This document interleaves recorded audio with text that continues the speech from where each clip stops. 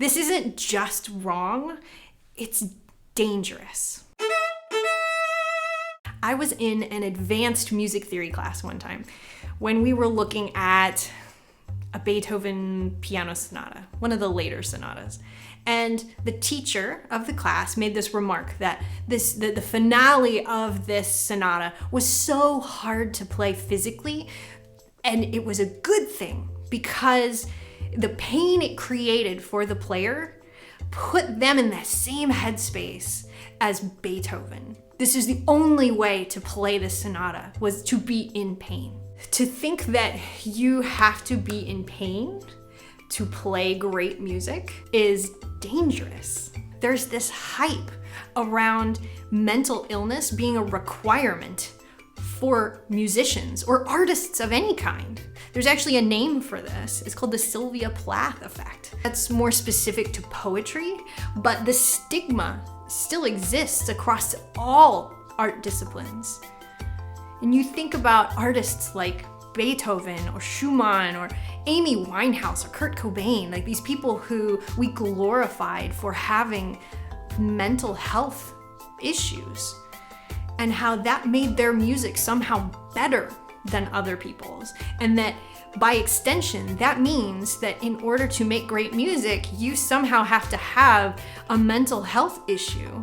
This is doing a disservice to our musicians. It's the same idea that I talked about in myth number 1. The idea of perfectionism and wanting to create perfect art, perfect music.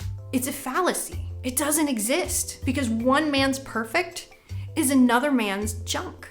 Same with this concept that having some kind of trauma or painful experience to draw from, that's necessary to create great and worthwhile music.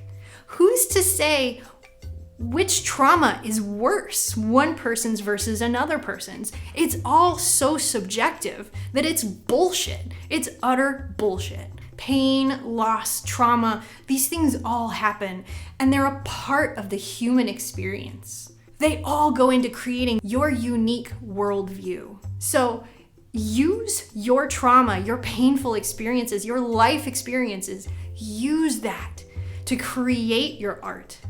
But don't let your art, your music, create the traumatic experiences. That's not how this should work.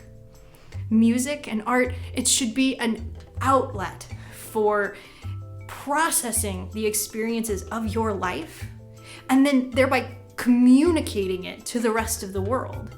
Some of the world's not gonna like it, others are gonna love it. But don't let your music become the traumatic experience. Don't let pain from playing music become the experience of music. Hi musicians, I'm Dr. Rachel White-Galvin.